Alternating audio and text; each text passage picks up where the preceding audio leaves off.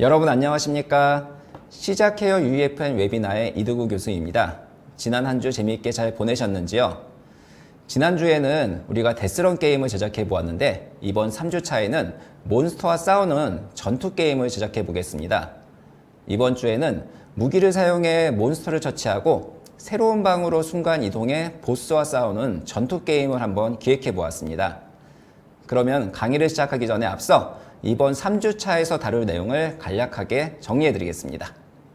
모델링 도구를 사용해 에셋을 직접 생성하고 이를 활용해 경기장 기믹을 제작해 보겠습니다. 두 개의 경기장을 만들 텐데요. 첫 번째 경기장에는 일정 시간 동안 살아남는 게임을 제작하고 두 번째 경기장에는 보스전을 제작해 보겠습니다. 보스전 출구는 이동이 가능한 포트나이트의 사물로 막혀 있는데요. 장치를 사용해 마지막 막혀있는 관문을 열고 오프닝 시네마틱을 제작해 보겠습니다. 네, 제가 UEFN 에디터를 우선 먼저 띄워놨는데요. 전투게임 제작을 위해서 새로운 프로젝트를 생성해 보겠습니다. 창을 닫고 섬 템플릿에서 이번에는 블랭크 템플릿을 사용해서 새로운 프로젝트를 생성해 볼 텐데요. 이름은 myUEFN3 이렇게 지정하겠습니다. 프로젝트가 생성되면은 이렇게 격자 바닥으로 구성된 광활한 비어있는 맵이 만들어지는데요. 이 닫힌 공간에서 몬스터와 싸우도록 배경을 한번 제작해 보겠습니다. 이를 위해서는 포트나이트가 기본으로 제공하는 다양한 에셋을 사용할 수도 있지만은 언리얼 에디터에서 제공하고 있는 모델링 툴을 사용해서 우리가 직접 에셋을 제작하는 것도 가능합니다. 우선 전투가 벌어질 여러 종류의 닫힌 스테이지를 모델링 툴을 사용해 가볍게 만들어 보겠습니다. 이러한 작업을 일반적으로 그레이박싱이라고 하는데요. 언리얼 에디터의 모델링 도구를 사용해서 그레이박싱 하는 방법을 알려드리겠습니다. 우리가 사용하는 이 블랭크 맵은 원점으로부터 격자로 잘 퍼져 있는 이 바닥을 제공합니다. 그래서 그레이박싱을 하기가 적합한데요. 여기에 딱 들어맞게 우리도 마인크래프트와 같이 큐브를 활용해서 모델링을 진행해 보겠습니다. 먼저 상단 모드에서 모델링 모드를 선택하겠습니다. 여기 모델링 모드에서 생성 버튼을 눌러주면은요, 우리가 사용할 이 큐브 그리드라는 기능이 있습니다. 이것을 한번 사용해 보겠습니다. 자, 선택을 하면은 이 큐브 그리드에서 사용하기 위해서 바닥의 눈금과 모델링의 크기가 지금 이렇게 어긋나 있는 것을 볼 수가 있는데요. 이것을 맞출 필요가 있습니다. 2주차에서 제가 포트나이트의 한 타일의 크기는 512cm라고 설명드려 있습니다. 그래서 여기에 맞도록 크기를 큐브 그리드 블록의 크기를 변경해 보도록 할게요. 여기에 현재 블록의 크기가 100cm로 되어 있는데 이것을 한번 128로 변경하겠습니다. 자, 그러면 보시는 것처럼 맵의 한 칸을 16등분한 크기가 만들어지게 됩니다. 이 수치가 기본 사이즈인데 이것을 사용해서 경기장을 한번 제작해 보겠습니다. 우리가 만들 경기장 크기를 한번 지정해 볼 텐데요. 가로로 20개, 세로로 20개의 블록이 들어가도록 진행할 예정인데 큐브 그리드로 이렇게 영역을 우리가 지정할 텐데 먼저 이제 두 개의 박스를 생성해 가지고 영역을 한번 표시해 보겠습니다. 뷰포트 오른쪽 상단의 스냅을 256으로 변경하겠습니다. 그러면 조금 더 넓게 이동할 수가 있는데요. 자, 여기서 좌측 상단과 우측 상단에 박스를 한번 설치해 보도록 할게요. 다시 생성 메뉴로 가서 박스를 누른 다음에 우리가 이것을 이동을 시킬 텐데요. 자, 원점에서 하나, 둘, 셋, 넷, 다섯. 하나, 둘, 셋, 넷, 다섯. 자, 이 위치가 이제 좌측 상단이 되겠고요. 수락을 눌러서 박스를 생성해 주고요. 다시 한번 박스를 생성해 보겠습니다. 하나, 둘, 셋, 넷, 다섯. 하나, 둘, 셋, 넷, 다섯. 저희가 오른쪽 하단의 위치가 될 텐데요. 이 영역을 감싼 영역을 한번 새롭게 생성해 보겠습니다. 자, 이제 본격적으로 큐브 그리드를 사용할 텐데요. 큐브 그리드를 사용해서 새로운 모델링 에셋을 생성할 때는 여기 보시는 것처럼 아웃라이너에 아무것도 선택도 되지 않아야 됩니다. 자, 이를 위해서 이 박스 2라고 되어 있는 액터를 컨트롤 키를 누른 상태에서 한번 클릭해서 선택을 해제해 주세요. 자, 그리고 나서 큐브 그리드를 선택한 다음에 여기에 붉은 글씨를 한번 반드시 확인해 주면 좋은데요. 여기 새 에셋을 생성합니다라고 뜨죠. 그러면은 우리가 새로운 모델링을 만든다는 의미가 됩니다. 자, 그러면 이쪽에서부터 이쪽까지 쫙 선택한 다음에 자, 이제 경기장 벽을 만들어 보겠습니다. 풀 버튼을 눌러 가지고 올릴 텐데요. 여기 툴팁에 보면은 2키로도 호출 가능하다고 되어 있죠. 알파벳 2키를 6번 눌러서 올려주겠습니다. 하나, 둘, 셋, 넷, 다섯, 여섯. 자, 그 다음에 모서리를 남긴 채로 다 선택해주고, 자, 그 다음에 푸시 키를 눌러서 내려보도록 하겠습니다. Q키로도 호출 가능하다고 되어 있죠. 하나, 둘, 셋, 넷, 다섯, 여섯. 이렇게 Q키를 6번 눌러서 경기장을, 꽉 막힌 경기장을 한번 생성해 보았습니다. 자, 이렇게 다 만든 후에는요, 여기에 보면은 수락 버튼을 눌러가지고 메쉬를 생성해주면 됩니다. 수락 버튼을 눌러주면 되는데요. 자, 이제 콘텐츠 드로어에서 우리가 만든 메쉬를 확인해 보겠습니다. 콘텐츠 드로어를 열고 레이아웃에 고정을 시켜 보도록 하겠습니다. 이렇게 되면은 현재 my UEFN 3 콘텐츠 폴더 밑에 메시스라는 폴더에 우리가 제작한 이런 메시들이 저장되는 것을 볼 수가 있는데요. 자, 이것을 모두 저장을 눌러보도록 하겠습니다. 모두 저장을 눌러보고, 자, 이번에는 박스의 경우에는 우리가 더 이상 필요가 없기 때문에 두 개는 딜리트 키를 눌러서 지워주고, 이 박스 메시도 삭제를 하겠습니다. 지금 액터에서 사용하고 있었기 때문에 강제 삭제를 눌러서 바로 삭제를 해주고요. 지금 경기장에 사용할 이 스태틱 메쉬, 큐브 그리드로 제작한 스태틱 메쉬는 SM_스퀘어라는 이름으로 이렇게 메쉬 이름을 변경하겠습니다. 지금 알려드린 기능 외에도 큐브 그리드를 사용해 다양한 형태의 레벨을 제작할 수가 있는데, 큐브 그리드의 다양한 기능이 궁금하신 분들은 2022년도에 제가 진행한 시작해요 언리얼 2번째 강의를 참고해 주시면 되겠습니다. 이번에는 메쉬의 기준점인 피벗 정보를 변경해 보겠습니다. 메쉬의 피벗 역시 언리얼이 제공하는 모델링 툴을 사용해서 손쉽게 변경할 수가 있습니다. 모델링 툴의 X폼 그룹의 에디트 피벗이라고 하는 메뉴를 사용하면 되는데요. 이때는 기존 메쉬의 데이터를 변경하는 것이기 때문에 해당 메쉬를 사용하고 있는 액터를 아웃라이너에서 반드시 선택을 해줘야 됩니다. 자, 그러면 활성화된 것을 볼 수가 있고요. 에디트 피벗을 선택한 다음에 여기에서 센터, 보톰 이렇게 한 번씩만 눌러주면은 가운데 하단으로 이 피벗이 변경되는 것을 볼 수가 있고요. 수락 버튼을 눌러주면은 메쉬의 피벗이 변경이 됩니다.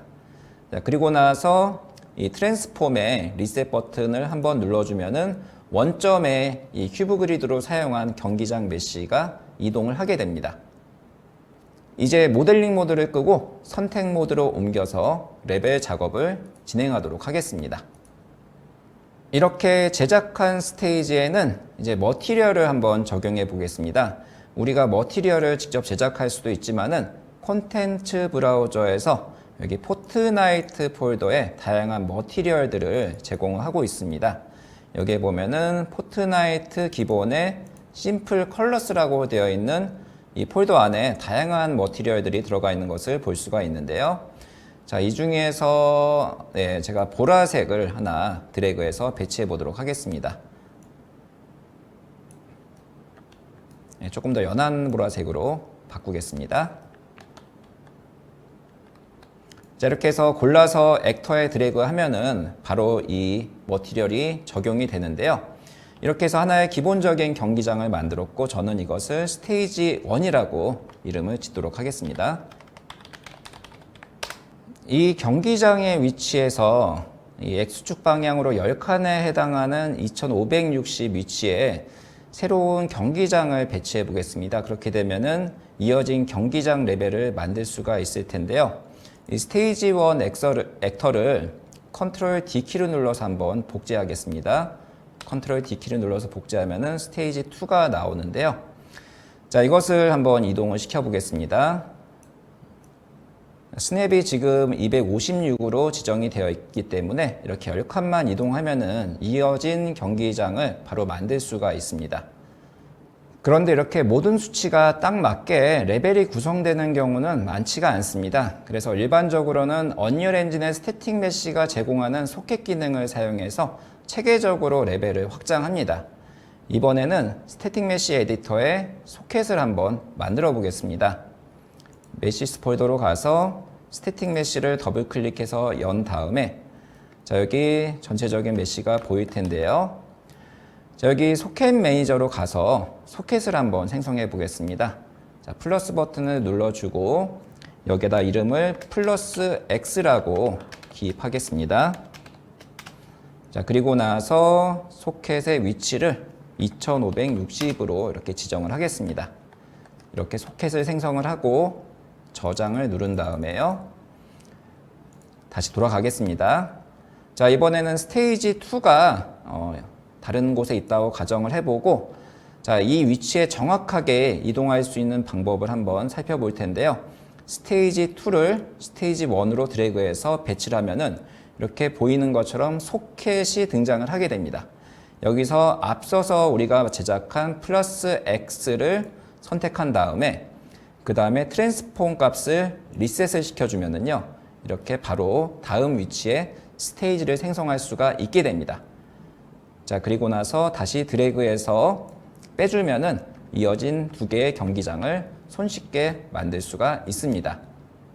이후에 마이너스 X, 플러스 Y, 마이너스 Y 등 여러 가지 소켓을 만들면은 사방으로 연속해서 이어지는 레벨을 편리하게 제작할 수가 있을 겁니다. 자, 이 새로운 스테이지의 색상은 다시 머티리얼로 가서 자, 얼음 색상에 가까운 밝은 하늘색으로 이렇게 선택을 하겠습니다. 이번에는 텔레포트 장치를 만들어 보겠습니다. 우선 스냅을 64 정도로, 기본값인 64 정도로 낮춘 후에 포트나이트의 디바이시스 폴더로 가서 순간 이동기라는 장치를 선택하겠습니다. 순간으로 검색하면 되고요. 자, 이것을 드래그해서 X축 방향으로 벽 근처에다가 배치해 보겠습니다. 자, 이렇게 배치를 했고요. 자, 이름은 순간 이동기의 첫 번째 스테이지에 있기 때문에 1-1이라고 이름을 짓겠습니다. 그리고 나서 Alt 키를 누른 상태에서 드래그해서 바로 복제를 하면은 1-2가 나오는 것을 볼 수가 있죠. 자, 이 순간 이동기를 사용을 해볼 텐데요. 여기 보면은 순간 이동기 그룹과 순간 이동 대상 그룹이 있습니다. 이것을 사용해서 우리가 레벨에 배치된 사용자 경로를 설정할 수가 있습니다. 이 두 순간 이동기는 모두 다 그룹들이 A로 지정이 되어 있기 때문에 서로를 왔다 갔다 왕복하게 됩니다. 이 순간 이동기 장치가 잘 동작하는지를 한번 확인해 보겠습니다. 모든 레벨을 저장한 다음에 세션 시작 버튼을 눌러서 포트나이트를 실행해 보겠습니다. 우리가 생성한 모델링의 경우에는 현재 이 데이터는 서버에 없기 때문에 업로드를 해야 돼서 조금 더 시간이 걸릴 수 있습니다. 잠시 기다린 후에 결과를 확인해 보겠습니다.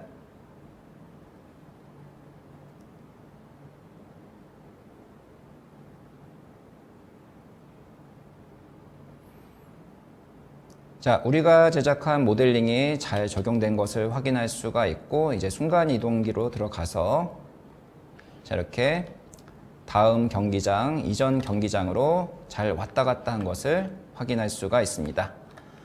자, 이렇게 해서 간단한 테스트를 마쳤고요. 게임을 종료하고 순간 이동기를 하나 더 배치해 보겠습니다. 이를 위해서 UEFN으로 이동하겠습니다.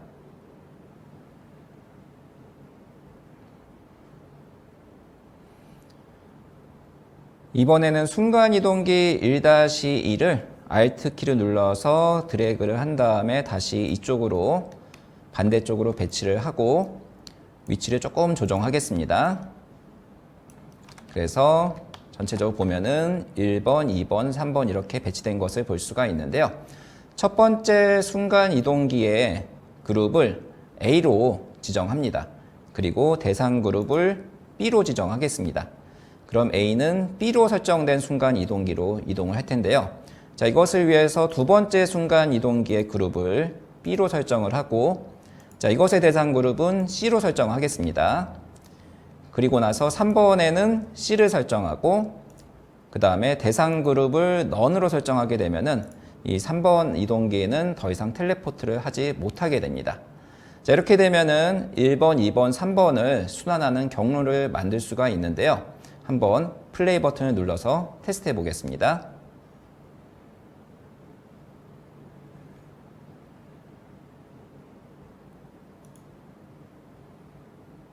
자, 먼저 1번으로 가면은 2번으로 갈 텐데요. 2번에서 3번으로. 자, 3번은 대상 그룹이 없기 때문에 더 이상 텔레포트가 되지 못합니다. 다시 1번, 2번 이렇게 순환하는 순간 이동기를 우리가 만들어서 배치해 보았습니다. 이렇게 해서 간단한 소개를 드렸는데요. 이것들을 여러분들이 도전 과제에서 활용해 보시면 좋겠습니다. 다시 UFN으로 돌아가서 이번에는 경기장에 몬스터를 스폰시키고 일정 시간 동안 버티는 기믹을 제작해 보겠습니다. 자, 이를 위해서 디바이시스 폴더에 가서 포트나이트 크리처 소환 장치를 배치해 보겠습니다. 검색을 끄고 크리라고 검색하면은 크리처 소환 장치가 있죠. 이 크리처 소환 장치를 드래그해서 배치해 볼 텐데요. 자, 여기에는 스냅 기능이 설정되어 있어서 이동이 조금 까다롭습니다.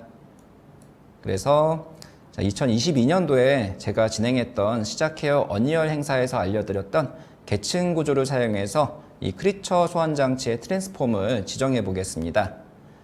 크리처 소환 장치를 스테이지 2 액터에 드래그해서 자식으로 만든 다음에 여기서 소켓은 none으로 지정을 하겠습니다.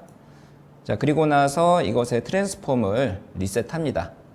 이렇게 되면은 자, 피본 위치에 크리처 소환 장치를 배치할 수가 있는데요.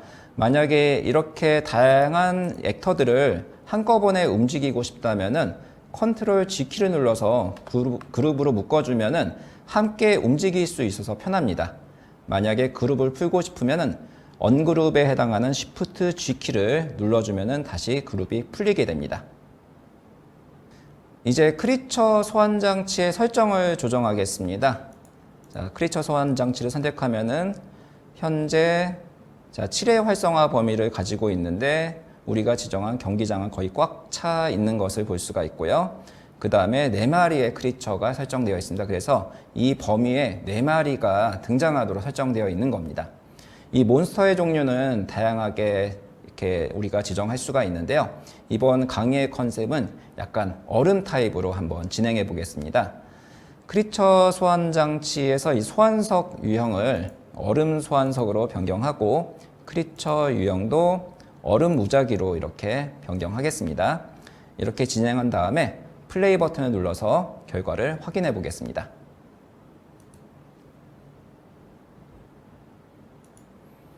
텔레포트를 타고 자, 이동하면은 이미 이렇게 크리처들이 스폰되어 있는 것을 볼 수가 있는데요. 플레이를 향해서 지금 공격을 하고 있죠. 일단 도망가겠습니다.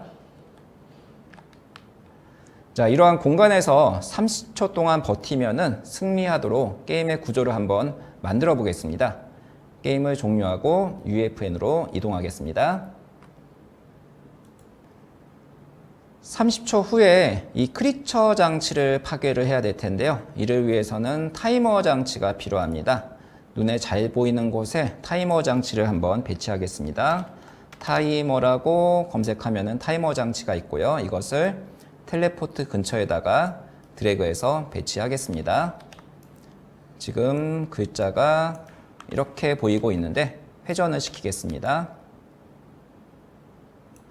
그리고 타이머를 벽에서 확인할 수 있도록 이렇게 부착을 시키겠습니다.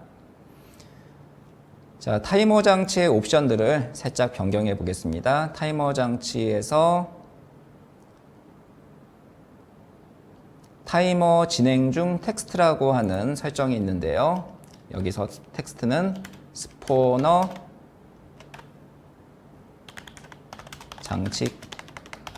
장치까지 장치 폭파까지 남은 시간 이렇게 지정을 하겠습니다.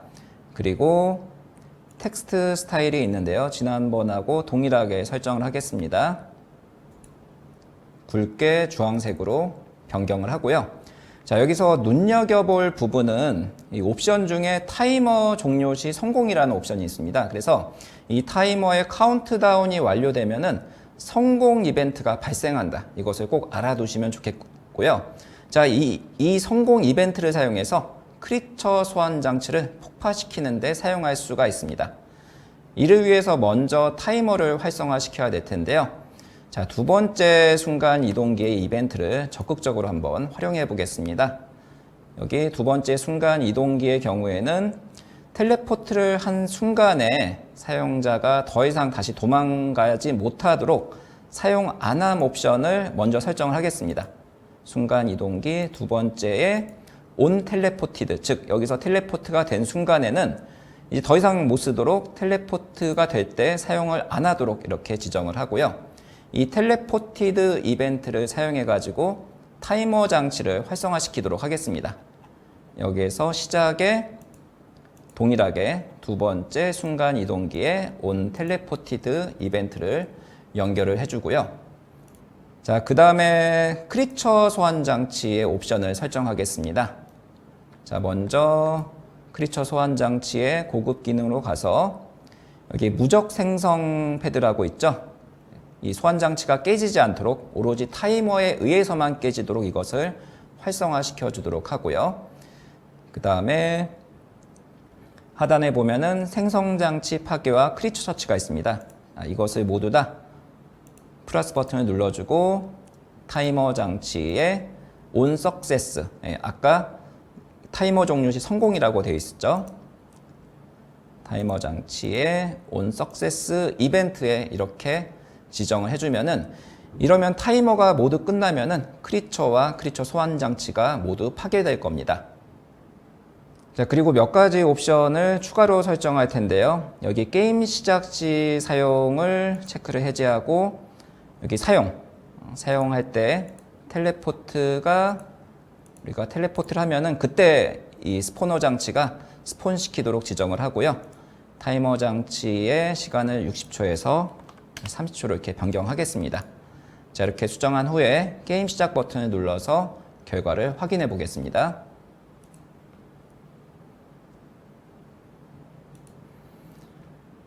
자, 등장하면은 텔레포트를 진행을 하면은 자, 이때부터 소환 장치로부터 크리처들이 나오는 걸 볼 수가 있죠. 자, 그리고 비활성화 사용 안 함으로 했기 때문에 지금 더 이상 텔레포트로 도망갈 수가 없게 되고요. 30초 동안 한번 잘 버텨보겠습니다.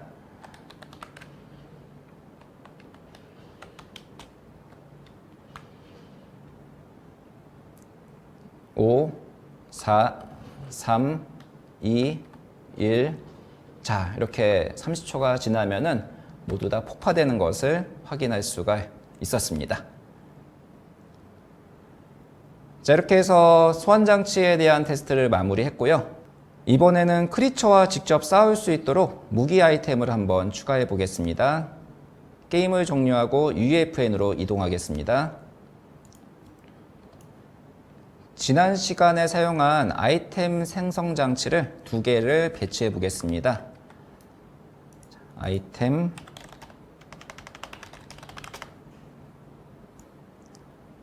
하나는 오른쪽, 하나는 왼쪽에다가 배치를 하겠습니다. 자, 하나는 기본값인 10초 후에 아이템이 등장하도록 설정을 하고 다른 하나는 20초 뒤에 등장하도록 이렇게 설정하겠습니다. 그리고 첫 번째 아이템에는 자, 플러스 키를 눌러서 소총이라고 입력을 하면은 이 돌격 소총 아이템 중에 하나를 선택해 가지고 몬스터와 싸울 수 있게 무기를 지급하도록 하고요. 자, 다른 하나에 대해서는 회복약을 배치하겠습니다. 주스라고 검색한 다음에 홀짝 주스를 이렇게 배치해 줍니다. 이렇게 아이템을 배치한 다음에 플레이 버튼을 눌러서 우리가 몬스터와 싸울 수 있는지 한번 확인해 보겠습니다.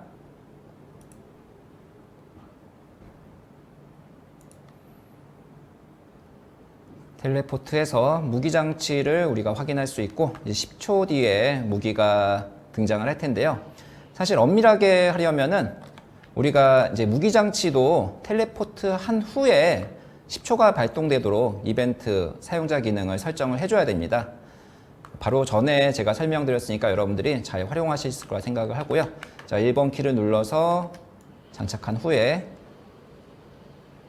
이렇게 전투를 벌이겠습니다. 예, 죽여도 소환 장치에서 다시 나오게 되는데요.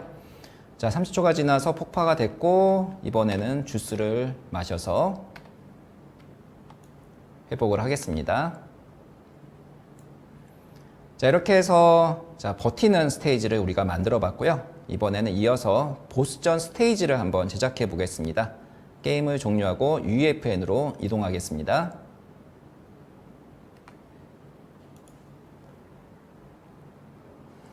자, 우선은 스테이지 1번을 제가 컨트롤 D키를 눌러서 복제를 하겠습니다. 그러면 3번이 나오겠죠. 이것을 스테이지 2에 바로 이어줘야 되기 때문에 3번을 2로 드래그 한 다음에 자, 플러스 X 소켓을 선택하겠습니다. 그리고 나서 3번의 트랜스폼을 리셋해주면 바로 이어진 스테이지를 만들 수가 있게 되는데요. 이렇게 해서 다 만들었으면 다시 드래그해서 부모 자식 관계를 풀어주면 됩니다. 자, 이번에는 머티리얼을 지정을 할 텐데요. 조금 연한 하늘색 머티리얼을 지정해서 이렇게 배치를 해보겠습니다. 그리고 나서 두 번째 스테이지를 모두 클리어하면은 보스전 스테이지로 이동할 수 있도록 기존의 순간 이동 장치를 드래그해서 한번 배치하겠습니다. 드래그 해주고, 자, 이것의 이름은 2-1이라고 지정을 하겠습니다. 그리고 반대쪽에도 하나 생성하겠습니다. 2-2. 2-1의 경우에는 텔레포트가 되면은 이거는 이제 다 깨야 나와야 되기 때문에 여기에서 사용 안함 옵션에서 순간 이동기 1-2가 텔레포트가 되면은 사용하지 않도록 이렇게 똑같이 설정해 주면 되고요. 자, 그 다음에 타이머가 30초가 모두 지나가게 되면은 이제 사용하도록 기능을 추가해 주면 되겠죠. on success. 자, 이러면 이제 전체적으로 이 스테이지를 깨면은 이것이 활성화가 될 텐데요. 여기에서 그룹을 지정하겠습니다. 자, 1방향으로 2에서 3으로 1방향으로 진행되도록 우리가 지정할 텐데요. 자기 자신에 대한 그룹을 설정하지 말고 대상 그룹만 지정하겠습니다. 그룹 D로 지정을 하고요. 자, 받는 쪽에서는 자기 그룹을 지정하고 대상 그룹을 none으로 지정하게 되면은 한쪽 방향으로만 텔레포트 되는 기능을 만들 수가 있게 되겠죠. 보스전 스테이지는 기존과는 조금 다르게 열려있는 스테이지를 만들고 보스를 처치하면은 이 문이 열리도록 한번 구성해 보겠습니다. 이를 위해서는 기존과 다른 새로운 모델링 SC 필요한데요. 콘텐츠 브라우저의 메시스 폴더로 가서 기존에 만든 모델링 에셋을 컨트롤 D키를 눌러서 복제를 하겠습니다. 컨트롤 D키를 눌러서 복제를 하고 이름은 SM_스퀘어 도어라고 이름을 짓겠습니다. 자, 그리고 저장을 눌러주고 자, 스테이지 3에서 사용하는 이 모델링 에셋의 경우에는 SM_스퀘어 도어를 사용하도록 드래그해서 배치하겠습니다. 자, 그러면은 이렇게 변경된 이 모델링 에셋을 우리가 직접 또 수정을 해볼 텐데요. 이쪽에다가 문을 만들어 보도록 하겠습니다. 이를 위해서 모델링 모드로 가서 다시 큐브 그리드를 우리가 사용해서 문을 만들어 줄 텐데 여기에서 여러분들이 반드시 체크해 줘야 될 것은 기존의 모델링을 바꾸는 것이기 때문에 여기 빨간색에 기존 에셋을 편집합니다. 즉 현재 우리가 지금 변경을 진행할 에셋, 그 액터가 선택이 된 상태에서 큐브 그리드를 진행해 줘야지 이렇게 기존 에셋을 편집합니다라고 하는 메시지가 뜨게 됩니다. 자, 이렇게 확인했으면은 지나갈 수 있도록 문 영역을 선택해 주고 그 다음에 Q키를 눌러서 잘라 주겠습니다. 그리고 수락 버튼을 눌러서 마무리하겠습니다. 자, 이렇게 자른 후에 안쪽으로 들어가면은 자른 부분이 별도의 머티리얼로 지정이 되도록 되어 있는데요. 자, 여기서 현재 사용하고 있는 머티리얼을 드래그해서 마무리를 해주면 되겠습니다. 이번에는 문을 만들어 보겠습니다. 이번에는 새롭게 에셋을 생성할 거기 때문에 컨트롤 키를 눌러서 스테이지 3라고 하는 액터를 해제해 주겠습니다. 자, 그리고 나서 모델링을 추가할 텐데요. 큐브 그리드를 눌렀을 때 새 에셋을 생성합니다라는 메시지가 뜨죠. 자, 여기다가 문을 만들어 보겠습니다. 밑에 두 칸을 선택하고 E 키를 눌러서 하나, 둘, 셋 이렇게 되면은 새로운 모델링이 만들어질 텐데요. 메시스 폴더에서 이것을 우리가 확인할 수가 있고 이름은 SM_도어라고 짓도록 하겠습니다. 자, 기존 에셋도 저장을 해주고요. 자, 이 문의 머티리얼은 우리가 조금 어두운 갈색으로 지정을 하겠습니다. 이 문의 경우에는 정지된 것이 아니라 게임이 진행됨에 따라서 이동을 할 필요가 있습니다. 그래서 이렇게 게임 진행 중에 이동하는 것을 만들고 싶다면은 일반 배경 물체가 아닌 포트나이트에서 정의한 특별한 형태로 이 물체를 지정해 줘야 됩니다. 자, 이것을 위해서는 사물이라는 걸 만들어야 될 텐데요. 저는 블루프린트라는 폴더를 만들고 이 안에서 사물을 만들기 위해서 추가 버튼을 누르고 블루프린트 클래스를 하나 생성하겠습니다. 여기서 빌딩 프롭을 선택한 다음에요.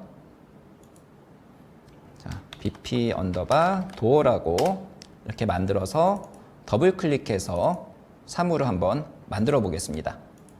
이 사물에는요, 기본적인 구조가 다 갖춰져 있고 여기에 있는 스태틱 메시만 앞서서 제작한 SM_door로 지정해 주고 컴파일 저장 버튼 눌러서 마무리를 한 다음에 이 메쉬를 드래그해서 배치하는 것이 아니라 블루프린트에 bp_door를 배치해 주면은 이것이 바로 사물이 됩니다. 자, 우리가 생성한 사물 bp_door를 선택한 다음에 우리가 기존에 배치한 도어 액터를 우클릭하고 선택된 액터를 다음으로 대체 메뉴로 가서 bp_door로 교체해 주면은 이렇게 교체가 됩니다. 버텍스 스냅핑을 사용하는 방법도 있습니다. 이 배치된 블루프린트를 이제 이 사물을 살짝 이동시키면은 이동이 되는데, 자, 여기에서 이 흰색 동그라미 보이시죠? 요거를 V키를 누른 상태에서 살짝 드래그 해주면 이렇게 탁 달라붙게 됩니다. 이런 기능들도 있으니까 참고하셔가지고 레벨을 진행해 주시면 되겠습니다. 마지막으로 머티리얼이 지정이 안 돼 있는데 이것은 머티리얼, 스태틱 메쉬의 디테일로 가서 기본 머티리얼을 우리가 앞서서 사용했던 포트나이트의 머티리얼로 지정해 주시면 되겠습니다.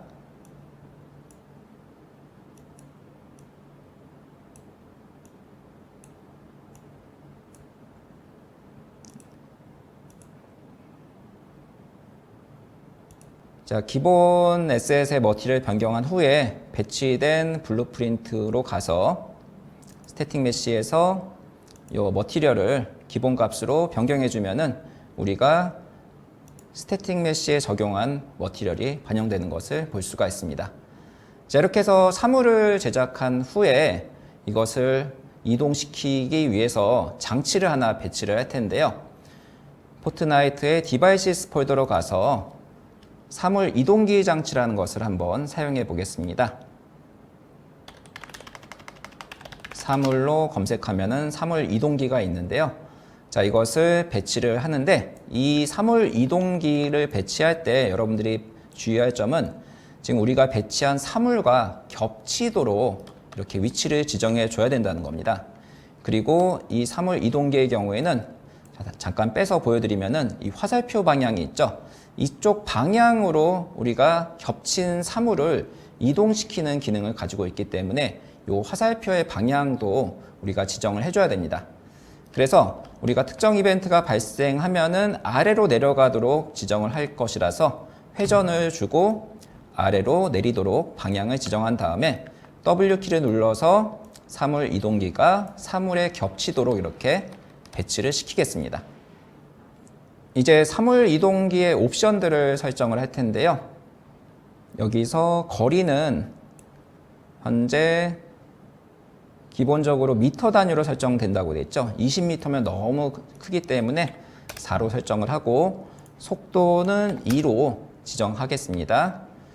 그리고 나서 자, 이동을 할 때 여러 가지 옵션들이 있습니다. 고급 기능에 보면 여러 가지 옵션들이 있는데 대부분 이렇게 이동하면서 플레이어랑 겹치거나 다른 사물과 겹칠 때 데미지를 주는 기능들이 있어요. 이런 것들을 다 제거를 하도록 하겠습니다. 여기서 기능 항목에 보면은요, 행동들이 있는데 부딪히면은 멈추는데 다 계속으로 옮기도록 하겠습니다. 계속 이동되도록 지정을 하고 그 다음에 피해 같은 경우도 다 0으로 지정을 해가지고 데미지를 주지 않도록 설정을 하겠습니다. 그리고 우리가 시작하자마자 동작하는지를 확인할 수 있도록 몇 가지 기능을 추가해 보겠습니다. 먼저 사용 안함. 우리가 처음에 시작할 때 플레이어가 스폰될 때 사용 안 하도록 설정을 하겠습니다. 플레이어가 스폰될 때 사용 안함을 지정을 하고 자, 2번에서도 스폰될 수가 있기 때문에 자, 두 가지를 다 추가하겠습니다. 사용 안함으로 설정을 하고 그 다음에 사용할 때는 텔레포트, 순간이동기 2-2로 텔레포트가 될 때 이 사물 이동기가 사용할 수 있고 시작하도록 이렇게 설정을 하겠습니다. 그러면은 우리가 텔레포트가 돼서 2-2로 들어왔을 때 사물 이동기에서 이 문이라는 사물이 아래로 내려가게 될 겁니다. 그리고 나서 순간이동기의 경우에는 2-2의 경우에는 우리가 바로 다시 또 30초를 기다려야 되니까 불편하잖아요. 그래서 시작될 때, 스폰이 될 때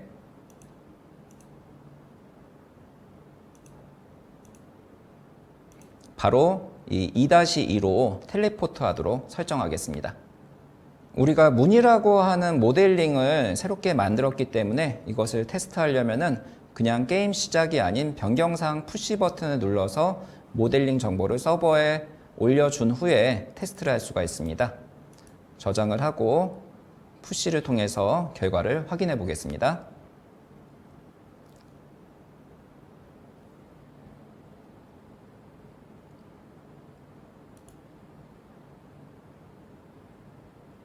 게임을 시작하면은 바로 텔레포트를 하자마자 문이 사물 이동기에 대해서 문 사물이 아래로 내려가는 것을 확인할 수가 있습니다. 다시 끝내고 UEFN으로 돌아가겠습니다. UEFN으로 돌아와서 사물 이동기의 옵션으로 가서 이제 그 텔레포트가 될 때 바로 이동하지 않도록 이 기능을 제거하도록 하겠습니다. 그리고 나서 보스를 배치하고 보스를 처치할 때 이 사물 이동기가 발동하도록 기능을 수정할 텐데요. 자, 이를 위해서 여기서 보스를 생성하는 기능을 우리가 추가로 한번 만들어 보겠습니다. 우리가 크리처 생성 장치를 통해서 다수의 몹을 생성하는 것을 확인해 봤는데 단일 보스를 생성하고 싶을 때는요. 여기 크리처 생성 장치와 관리 장치 크리라고 검색하면은 관리 장치와 배치 장치가 있습니다. 이 두 가지를 사용해 주시면 됩니다. 이 관리 장치는 눈에 안 보이고 이 배치 장치는 눈에 보이는 이런 이제 여기서 직접 몬스터가 소환되는 이런 장치인데요. 자, 이 배치 장치를 가운데 배치하고 자, 이것은 아무데나 배치하고 이 관리 장치에서 우리가 보스로 지정할 캐릭터 유형을 선택해 주면 되는데요. 관리 장치를 선택한 다음에 크리처 유형을 메이저 얼음 브루트로 이렇게 변경을 하겠습니다. 그리고 나서 여기에서 체력과 피해량을 조금 높이 설정하겠습니다. 500하고 피해량은 30으로 지정하겠습니다. 이렇게 특정 이 크리처에 대해서는 우리가 지정한 수치로 이 몬스터가 소환되도록 지정할 수가 있는데요. 배치 장치도 우리가 지정한 메이저 얼음 브루트가 생성되도록 이렇게 바꿔줘야겠죠. 회전을 시켜주고요. 그래서 이번에는 플레이어가 이 보스전에 진입하면은 이 장치들이 활성화되도록 기능을 지정하겠습니다. 순간이동기 2-2에 텔레포트를 이 사용 이벤트에다가 부착을 하겠습니다. 순간이동기 2-2에 텔레포트들을 여기다 부착을 하고 기능 장치도 마찬가지로 이쪽에다가 부착을 하겠습니다. 자, 이렇게 설정해야지만이 여기에서 메이저 얼음 브루트가 소환이 될 수 있기 때문에 여기서 진정한 보스전을 진행할 수가 있게 되겠죠. 그리고 나서 배치 장치에서 고급 모션으로 이동해 보도록 하겠습니다. 그리고 나서 이 보스를 우리가 처치했을 때 더 이상 소환이 안 되도록 기능을 추가할 텐데요. 여기 사용자 옵션 기능에서 사용 안 함에다가 자기 자신에 해당하는 크리처 배치 장치를 지정하고 on eliminate 이벤트를 연결해 줍니다. 그러면은 이 크리처가 처치가 됐을 때는 더 이상 소환이 안 되게 됩니다. 그 다음으로는 이제 문으로 이동하겠습니다. 문 사물로 이동해서 아까 우리가 사용하는 옵션을 제거를 했는데 이것을 배치 장치로 가서 on eliminate 이벤트랑 연동을 해주면은 이제 보스를 죽였을 때 이 문이 열리게 되겠죠. 그리고 나서 마지막으로는 보스와 싸울 수 있도록 이 디바이스 폴더로 가서 여러 가지 장치들을 우리가 배치를 한번 해볼 텐데요. 상자라고 검색해 보면은 상자 및 탄약 갤러리라고 하는 다양한 장치의 묶음을 제공합니다. 이것을 드래그하면은 다양한 이런 이제 보급품들을 우리가 얻을 수가 있는데요. 굉장히 강력한 보급품들도 있고 아주 간단한 보급품들도 있으니까 여러분들이 필요에 따라서 적당하게 떼어내서 하나만 배치를 하던가 여러 가지를 이용해서 레벨을 꾸밀 수가 있으니까 참고하시면 좋겠습니다. 자, 이런 식으로 다양하게 저는 모두 다 배치해서 보스전을 진행하도록 하겠습니다. 자, 그러면 이제 플레이 버튼을 눌러서 보스전을 진행해 보겠습니다.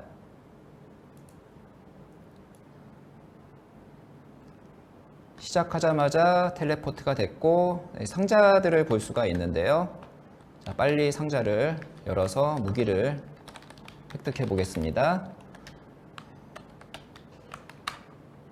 그리고 나서 보스를 처치하면 되는데요. 보스가 지금 현재 500으로 설정이 되어 있어서 꽤 많이 때려야 죽습니다.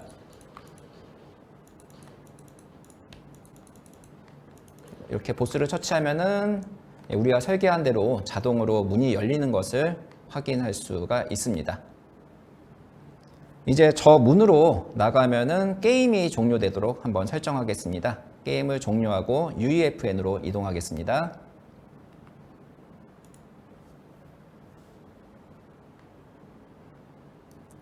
이제 문 뒤에다가 지난 주차에서 사용했던 보정치 장치를 배치하겠습니다. 보정치 장치를 이쪽에다가 배치하고 게임 종료 장치도 같이 배치를 해주겠습니다. 그리고 나서 게임 종료 장치에는 두 개가 배치됐네요. 하나는 제거를 하고 게임 종료 장치의 이벤트에는 보정치 장치의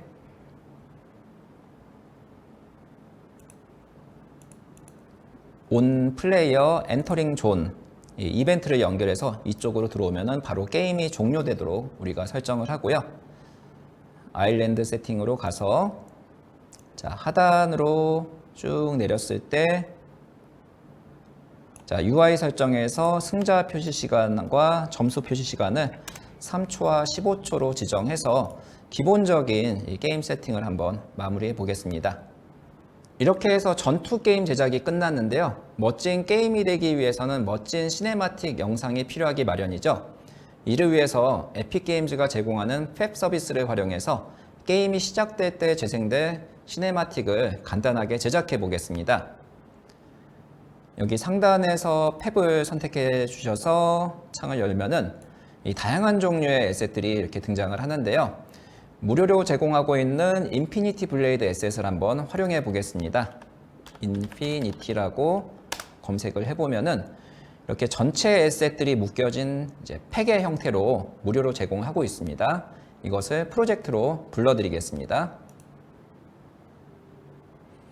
여기에서 Add as a Referenced Asset을 선택한 다음에 컨텐츠 브라우저의 추가 버튼을 눌러서 우리 프로젝트로 불러드리도록 하겠습니다. 컨텐츠 브라우저에 관련된 에셋 정보들이 추가가 돼야 되기 때문에 다소 시간이 소요가 됩니다.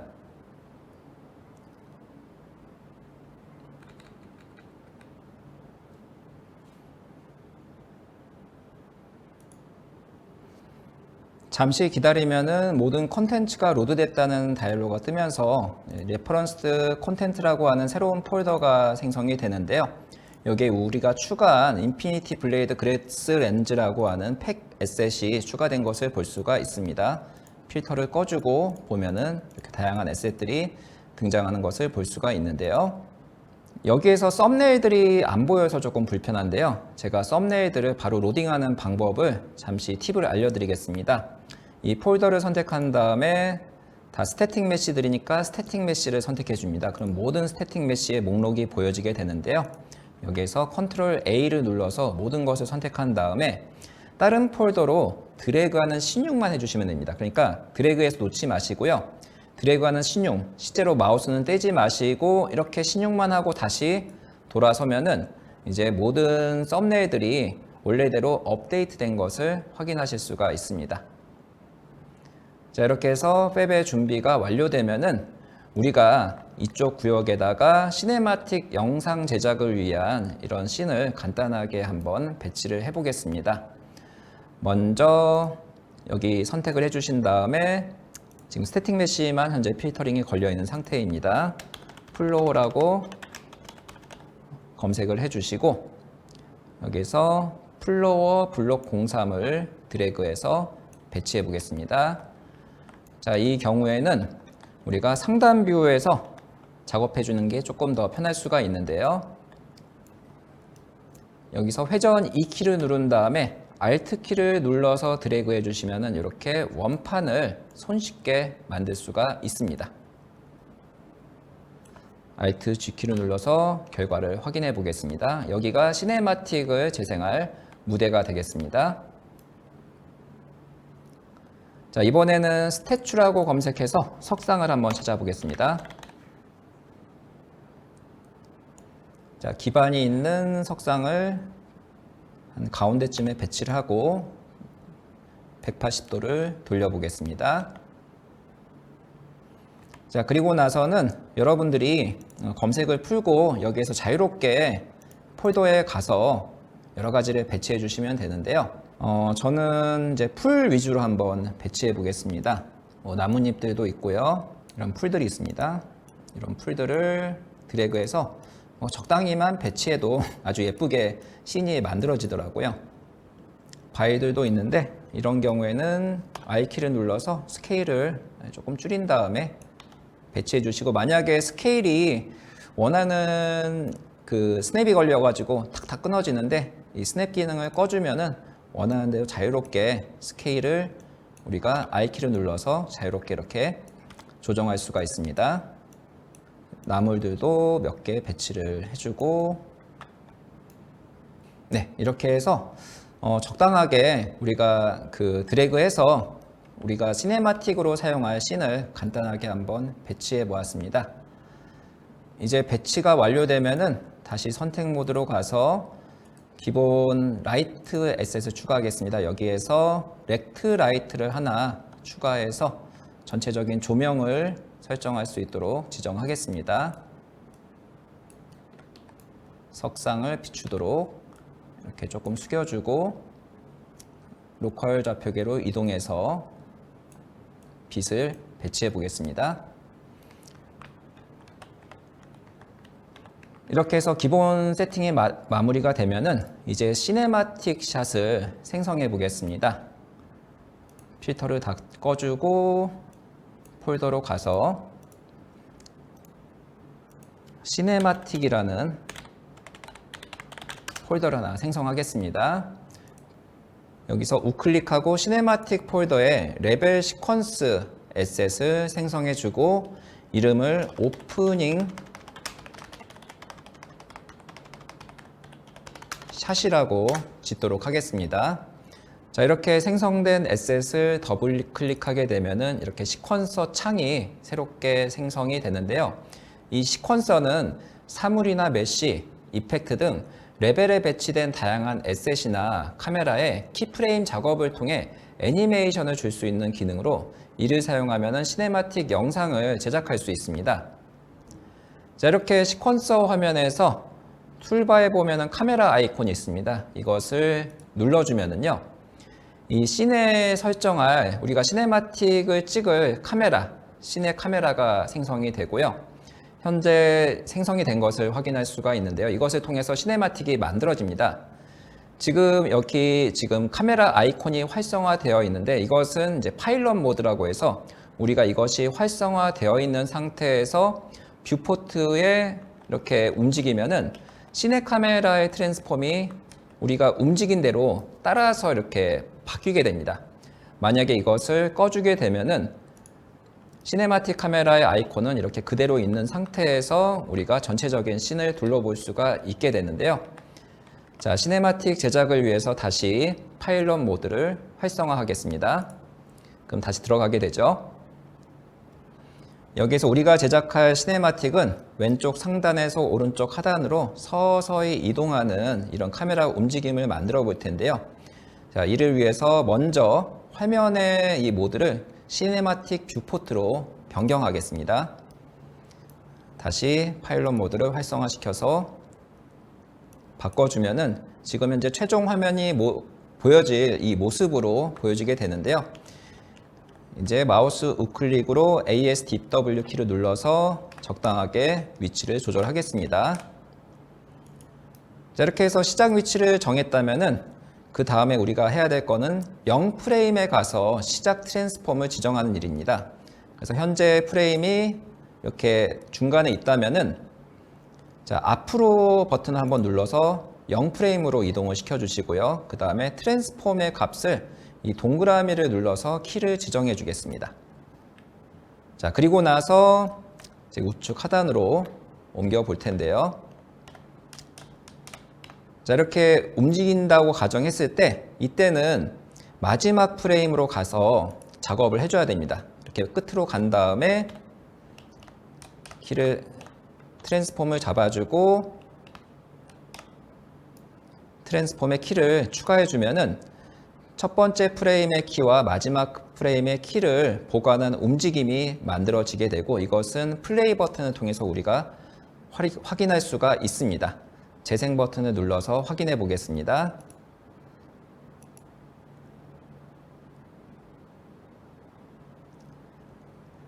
자, 이런 단순한 카메라 움직임을 한번 만들어 봤고요.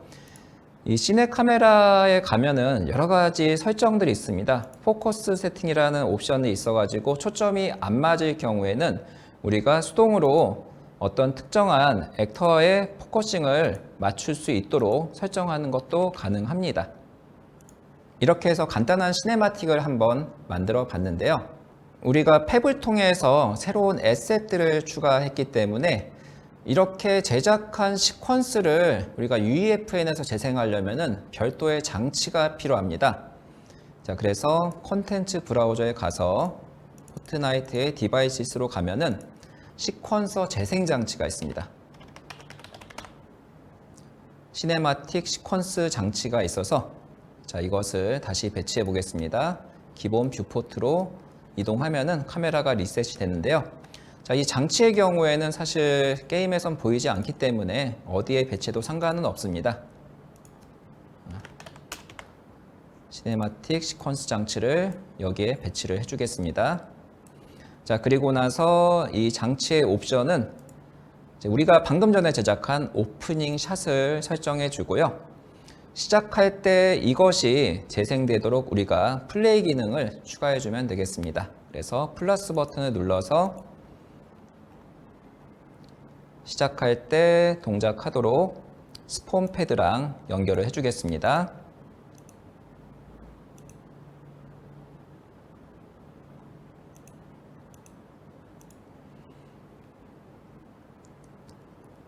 그리고 나서 보스전에서 임시로 설정한 세팅도 다시 변경을 하겠습니다.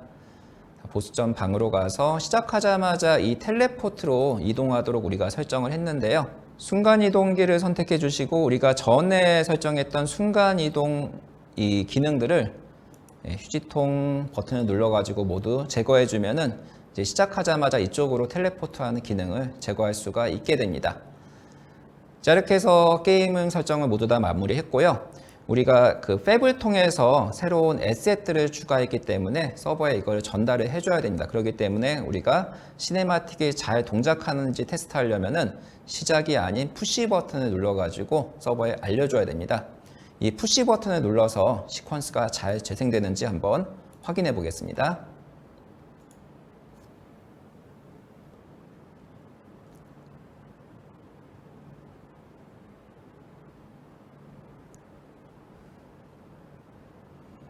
네, 시작하자마자 오프닝 시네마틱이 잘 재생되는 것을 확인해 봤고요. 이제 텔레포트를 통해서 다음 방으로 이동해서 30초 동안 버텨보겠습니다.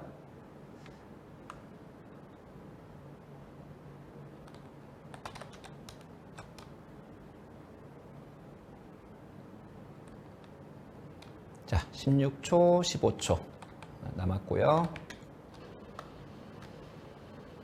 자, 무기는 굉장히 다양하니까 여러분들이 이 레벨 설정이나 이런 거에 따라서 다양한 무기들을 배치해 주시면 될 것 같고요. 자, 이제 30초 폭파가 됐고 텔레포트가 순간 이동 장치가 새로 생성됐습니다. 이제 마지막 보스전이 남았습니다. 자, 무기를 구호품들 먹고 자, 500의 HP를 처치하면은 문이 열리고 자, 마지막으로 이제 탈출하게 되면은 보정치 구역이 활성화되면서 게임이 종료가 됩니다.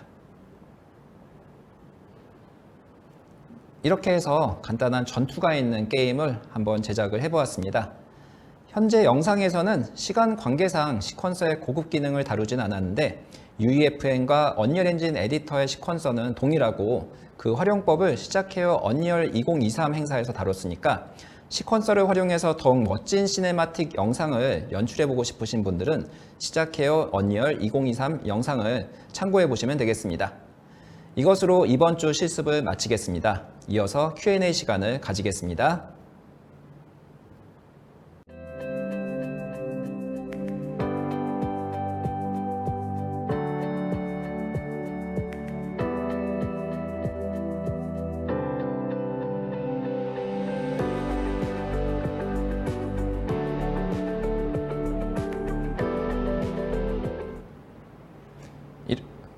이렇게 해서 시작해요 UEFN 3주차 강의가 끝났습니다. 지금까지 알려드린 장치들을 조합해 활용하면은 코딩이 없어도 정말 다양한 종류의 게임을 만들 수 있음을 여러분들께서 확인하셨을 겁니다. 제공되는 다시 보기 영상을 통해서 다들 복습을 해보면서 여러분들의 상상력을 실현해 보셨으면 합니다. 자, 이번 주도 지난주와 마찬가지로 스피드 퀴즈, 도전 과제 이벤트 발표, 그 다음에 인상 깊었던 작품 소개, 그 다음에 라이브 Q&A를 진행하고요. 마지막에 도전 과제를 출제하는 것으로 이번 웨비나를 마무리하겠습니다. 그럼 먼저 스피드 퀴즈부터 진행할 텐데요. 지난주와 진행 방식은 동일하지만은 지난주에 참석하지 못한 분들도 계실 것 같아서 다시 한번 설명을 드리겠습니다. 시작해요 UEFN의 스피드 퀴즈는 유튜브 채팅창에서 진행하지 않습니다. 이후에 저희가 채팅창에서 공유드리는 링크를 통해서 들어가는 웹사이트에서 스피드 퀴즈가 진행이 됩니다. 따라서 반드시 채팅창 링크를 통해서 이제 클릭해가지고 답변을 입력하시고요. 이메일까지 이제 마무리까지 잘 입력하셔야 이벤트 참여로 완료가 됩니다. 제가 이번 주에도 간단하게 시연으로 보여드리겠습니다. 여러분들이 이제 이후에 제공되는 링크를 클릭하시면 이런 화면으로 나오게 될 텐데요. 여기에 유튜브 닉네임을 입력해 주시고 오른쪽에 조인 버튼을 이렇게 눌러 주시면은 이렇게 대기 화면이 나오는데 여기서 그냥 기다려 주시면은 자동으로 이제 퀴즈가 시작이 됩니다. 자, 다른 분들이 접속하시는 것들을 상황을 화면으로 볼 수가 있고요. 기다리고 계시면 자동으로 시작되기 때문에 우선 퀴즈가 시작되면은 5개 퀴즈에 대한 정답을 정확하게 입력하신 다음에 마지막 페이지에서 자신의 이메일 주소를 입력해 주셔야 됩니다. 이메일 주소 입력 없이 창을 닫게 되면요, 애써 푼 퀴즈를 저희가 누가 풀었는지 알 수가 없습니다. 그래서 경품을 전달해 드릴 수가 없어서 꼭 이메일까지 입력해 주셔야 참여가 된다는 점을 다시 한번 강조드리고 싶습니다. 또한 실시간 스피드 퀴즈인 만큼 늦게 접속하게 되면 이미 문항이 넘어간 상태이기 때문에 지나간 퀴즈에서는 참여할 수가 없습니다. 따라서 현재 보고 계시는 유튜브 영상의 하단에 있는 실시간 버튼이 눌려져 있는지 다시 한번 지금 확인해 보세요. 당첨자는 오늘 웨비나 종료 직전에 발표되니까 끝까지 시청해 주셔서 확인해 주시면 좋겠습니다. 자, 그러면은 준비되셨죠? 지금 스피드 퀴즈를 위한 링크를 보내드리겠습니다. 다시 말씀드리지만은 채팅창으로 공유드린 링크를 클릭해서 웹사이트로 이동하신 다음에 화면에서 보이는 필드에 유튜브 닉네임을 꼭 입력해 주세요. 자, 우선 대기해 주시고요. 자동으로 시작되는데 다른 분들이 올 때까지 잠시 기다리겠습니다.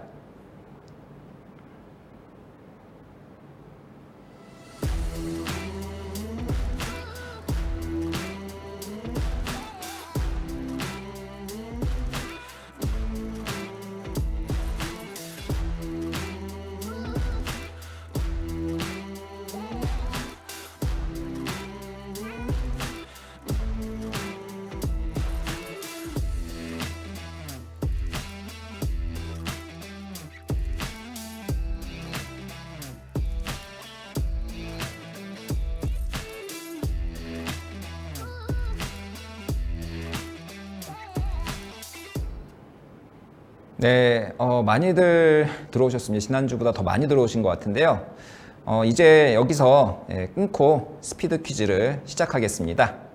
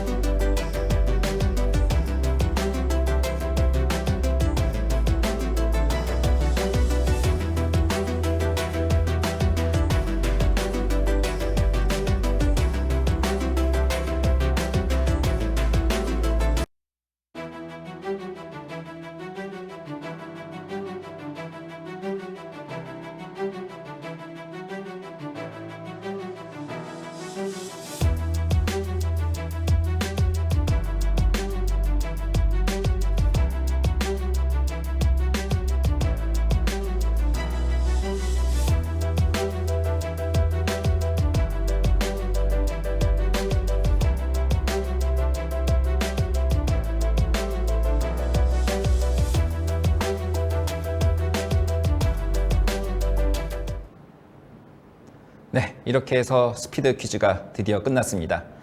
스피드 퀴즈 이벤트에 당첨되신 분들은 웨비나 종료 직전에 발표된다고 하니까 오늘 방송 끝까지 꼭 시청하셔가지고 결과를 확인해 보시면 좋겠습니다. 그러면은 이제 다음으로 이어서 2주차 도전 과제를 제출해 주신 분들에 대한 이벤트 당첨자 발표가 있겠습니다. 자, 먼저 그리고 나서는 이제 제출작을 함께 살펴볼 텐데요. 먼저 2주차 도전 과제 이벤트 당첨자부터 발표하겠습니다.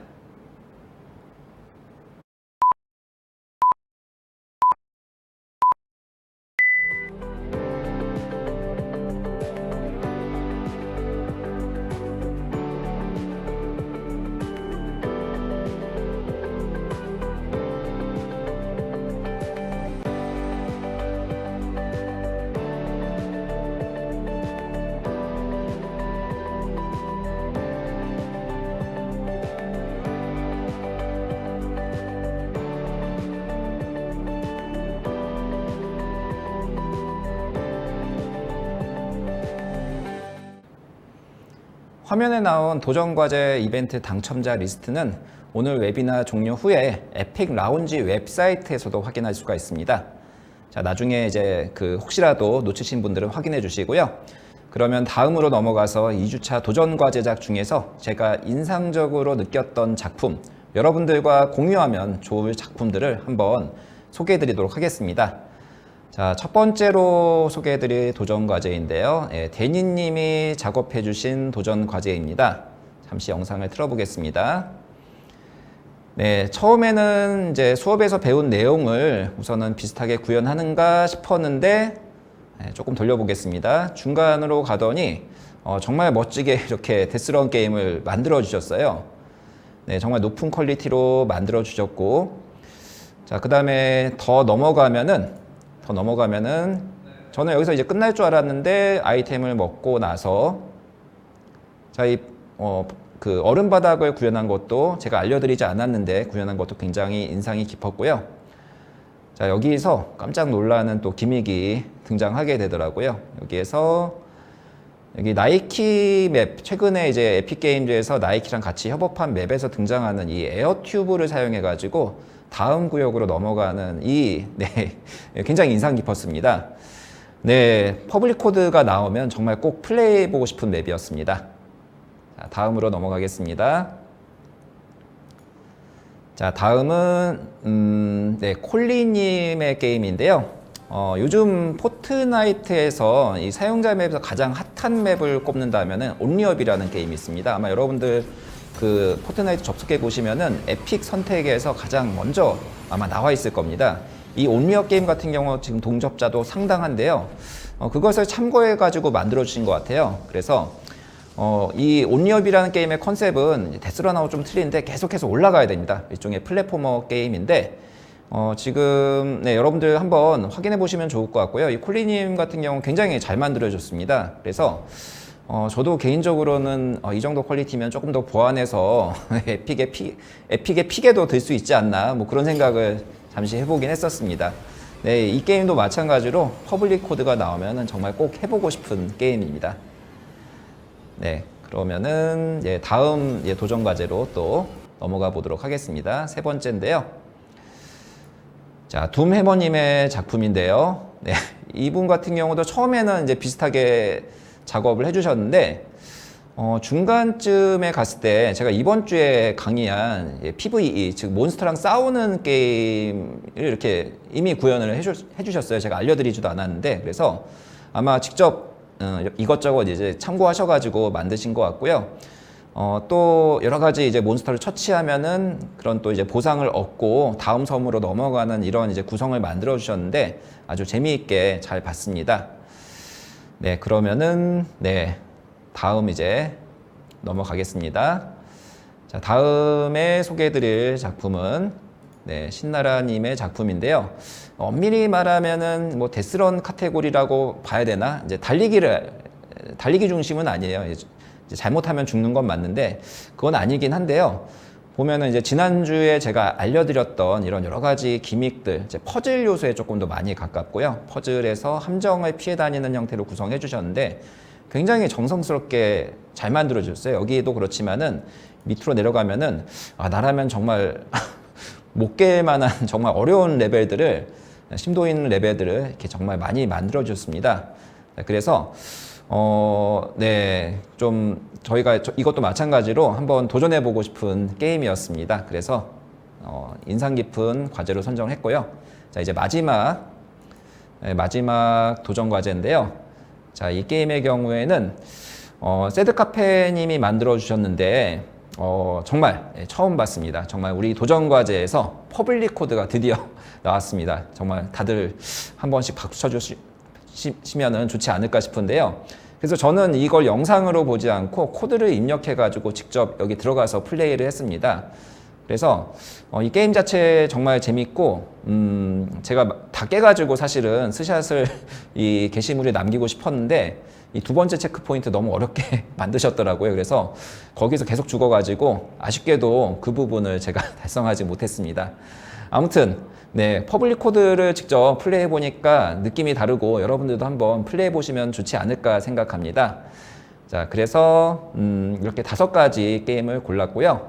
이 외에도 자신만의 상상력을 가미한 멋진 게임들을 이 카페에 공유해 주셨으니까요. 관심 있으신 분들은 공식 카페를 통해서 확인해 주시고요. 댓글로 창작자분들을 응원해 주시고 제작에 대한 다양한 의견을 나눠보시면 좋겠습니다. 자, 그러면 이어서 Q&A 시간을 가져보도록 하겠습니다. 자, 오늘도 다양한 질문들이 들어왔는데요. 자, 먼저 언리얼 엔진 5에도 벌스가 적용될 예정인가요? 라는 질문이 왔습니다. 이 벌스 같은 경우에는 그 에픽 게임즈에서 공식적으로 발표된 내용에 따르면은 언리얼 엔진에도 적용된다고 하고, 이 궁극적인 목표, 언제가 될지는 모르겠지만 이 궁극적인 목표는 UEFN과 언리얼 엔진이 통합될 예정이라고 합니다. 자, 그렇게 되면 당연히 벌스도 기본 언어로서 적용이 될 거고요. 그렇게 되면은 이제 언리얼 엔진 에디터에 블루프린트, C++, 벌스 이 3가지의 언어가 들어가서 여러분들이 원하는 형태로 그 코딩을, 프로그래밍을 진행해 주시면 될 것 같습니다. 이 벌스의 경우에는 부연 설명을 드리면은 기존의 프로그래밍 언어와 조금 이제 형태가 다른 함수형 언어이고요.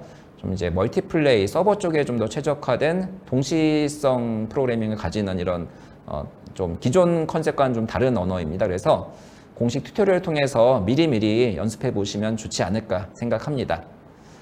자, 2번째 질문으로 넘어가겠습니다. 에디터 창에서 프레임이 140프레임까지 막 올라가 있는데 PC 자원을 불필요하게 낭비하는 것 같아 30프레임으로 제한하고 싶습니다. 방법이 있을까요? 이거 같은 경우에는 저도 사실은 좀 많이 불편한 부분인데, 근데 언리얼 엔진 에디터 같은 경우에는 에디터 프로젝트 세팅에서 이 프레임 레이트를 조정하는 기능이 있어가지고 불필요한 자원을 좀 이제 막았거든요. 근데 지금 이 UEFN 같은 경우에는 한정된 이 세팅 내에서 게임을 만들도록 이렇게 지정이 되다 보니까 프로젝트 세팅 메뉴가 아예 없습니다. 그렇기 때문에 프레임을 제한하는 메뉴가 지금 없어요. 제가 많이 찾아봤는데 없어가지고 저도 어쩔 수 없이 막 120프레임으로 지금 작업을 하고 있는데 저도 이제 가급적이면 에픽이 이런 옵션들은 좀 이렇게 풀어줬으면 하는 바람이 있고요. 제가 혹시라도 제가 못 찾은 거일 수도 있으니까 혹시라도 찾으신 분들이 계시면은 방법을 공유해 주시면 감사하겠습니다. 네, 3번째 질문 넘어가겠습니다. 동굴 형태의 지형을 만드는 팁이 있을까요? 랜드스케이프 모드로 지형을 제작했는데 좀 아쉬워서요. 네, 이거는 뭐 언리얼 엔진뿐만 아니라 기본적으로 이렇게 하이트 맵, 높이 맵 기반의 지형을 만드는 툴은 동굴 제작이 사실상은 어렵습니다. 이 경우에는 스태틱 메시로 동굴을 만든 다음에 합치는 방법밖에 없습니다. 네, 그래서 언리얼 엔진, UEFN도 마찬가지로 그렇게 작업을 해주셔야 될 것 같아요. 다음 질문으로 넘어가겠습니다. 섬에서 만들 수 있는 게임의 용량이 약 400메가 정도였는데 RPG 게임을 만들려고 지도를 크게 만들면 400메가가 넘는데 그러면 못 만들게 되는 건가요? 네, 이 400메가라고 하는 것은 지난번에도 말씀드렸지만 서버가 인식하지 못하는 에셋의 크기를 얘기하는 겁니다. 즉 여러분들의 UEFN 폴더에 포트나이트 폴더에 굉장히 많은 에셋들이 있잖아요. 그것들은 이미 서버에 있기 때문에 우리가 별도로 업로드할 필요가 없고 포트나이트 유저들도 별도로 다운로드를 받을 필요가 없어요. 그러니까 그런 것들을 제외한 용량, 여러분들이 랜드스케이프 지형을 바꿨다던가 아니면은 오늘 알려드렸던 모델링 모드를 통해 새로운 메시를 생성했다던가 이럴 경우에만 이제 400메가 제한이 걸리는 겁니다. 자, 그렇기 때문에 400메가가 제한이 있더라도 상당히 많은 여러분들이 이제 기존의 서버에 있는 에셋을 사용해서 만들 수가 있고요. 지금 이제 제한하고 있는 이유가 이게 너무 크게 되면은 이걸 받아서 빨리빨리 플레이를 하고 싶은 사람들의 이런 경험들을 좀 해칠 수 있다고 제한이 걸려져 있는데 나중에는 이제 풀릴 수도 있다는 얘기를 하시더라고요. 그래서 이거는 조금 이제 기다려 보시면은 좀 제한 용량이 늘어나지 않을까 이렇게 생각을 하고 있습니다. 네, 다음 넘어가겠습니다. 맵이 여러 개라고 가정하고 하나의 스테이지에서 미션 수행 후 나오는 하나의 포탈에서 스테이지를 선택해서 갈 수 있게 세팅하려면 어떻게 해야 될까요?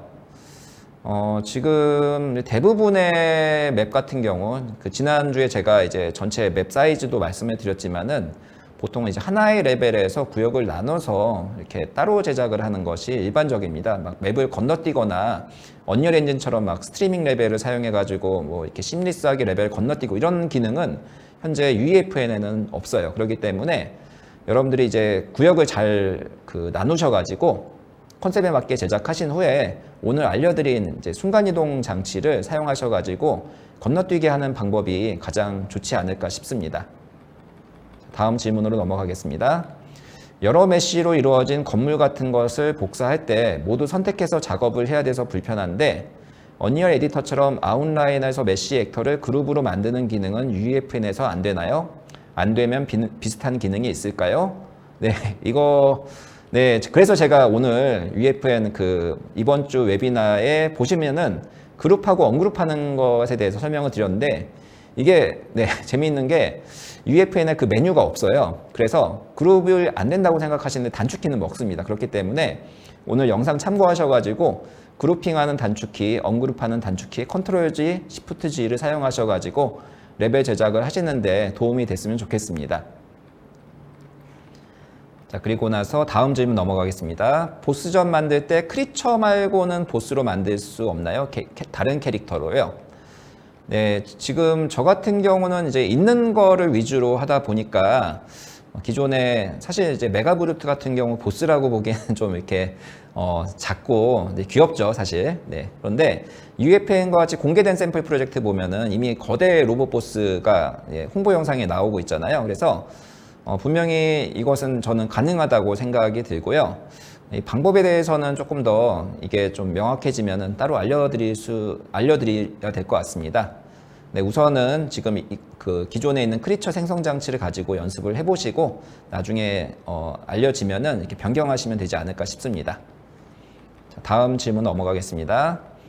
팹에 제가 만든 에셋을 추가할 수 있나요? 네, 정식으로 서비스가 시작이 되면은 에셋을 추가하는 게 가능하고요. 크리에이터로 등록하면은 이제 직접 판매도 가능합니다. 그래서 판매액의 88%를 가질 수가 있다고 합니다. 자, 비율도 압도적으로 이렇게 크리에이터 분들에게 유리하니까 많이 만들어서 올리고 꼭 섬 제작자가 아닌 팹 제작자로도 수익을 올려보시면 좋을 것 같습니다. 자, 질문들이 너무 많이 올라왔는데 마지막 질문 받고 다음 넘어가겠습니다. UEFN을 이용해서 애니메이션이나 뮤직비디오, 드라마 같은 콘텐츠를 만들어 유튜브에 올릴 경우 별도의 라이선스 허락을 받아야 될까요? 네, 섬 자체를 저작권 문제 없이 제작을 했다면은 그것을 이용해서 유튜브로 공개하는 건 문제가 없다고 합니다. 네, 그래서 섬 자체에 저작권에 문제 있는 콘텐츠를 여러분들이 이제 올려가지고 제작을 하지 않는 이상은 기존에 있는 에셋을 활용해 가지고 만들 경우에는 전혀 문제가 없다로 답변 드릴 수가 있겠습니다. 자, 이렇게 9가지 질문에 대한 답변을 드렸고요. 이것으로 Q&A 시간을 마치도록 하고, 자, 여러분들이 기다리고 계시던 이번 시작해요 UEFN 마지막 3주차 도전 과제를 출제하겠습니다. 3주차 도전 과제는 장치를 활용한 나만의 게임 만들기입니다. 이번 시작해요 UEFN에서 사용한 장치들 외에 150개가 넘는 정말 다양한 장치들이 있으니까 이를 활용해서 자신만의 독창적인 게임을 자유롭게 만들어 주시면 되겠습니다. 도전과제 결과물은 지난주와 동일하게 영상으로 제출해 주시면 됩니다. 그 방법은 1주차 때 시연과 함께 설명드렸으니까 지금 채팅창에 해당 영상 링크를 이제 공유 드릴 텐데요. 링크를 확인하셔가지고 도전과제를 제출하는 방법을 확인하시고 제출해 주시면 되겠습니다. 도전과제 이벤트 결과 발표는 다음 주에 에픽 라운지를 통해서 발표가 됩니다. 자, 이번에 도전과제를 참여하지 않았더라도 이전에 도전과제 참여하지 않았더라도 이번에는 꼭 참여하셔가지고 지식과 경품 모두 얻을 기회를 놓치지 마시기 바랍니다. 매번 더 나은 웨비나를 위한 설문조사 이벤트도 진행하고 있으니까 짧습니다. 채팅창의 링크를 통해서 참여하셔가지고 설문조사 이벤트 경품도 놓치지 마시고요. 제가 준비한 내용은 여기까지입니다. 3주 동안 이 UEFN 웨비나 시청하시느라 정말 고생 많으셨습니다. 제가 요즘 포트나이트 생태계를 둘러보고 있는데 정말 해외 어떤 한 선 제작자분이 일주일 만에 100만 유저를 돌파하셨다고 올렸습니다. 자, 이번 시작해요 UEFN 웨비나를 통해서 한국에서도 멋진 UEF 섬을 만드시는 제작자분들이 나왔으면 좋겠습니다. 자, 마지막으로 오늘 스피드 퀴즈 이벤트 결과를 발표하면서 저는 여기서 인사드리겠습니다. 감사합니다.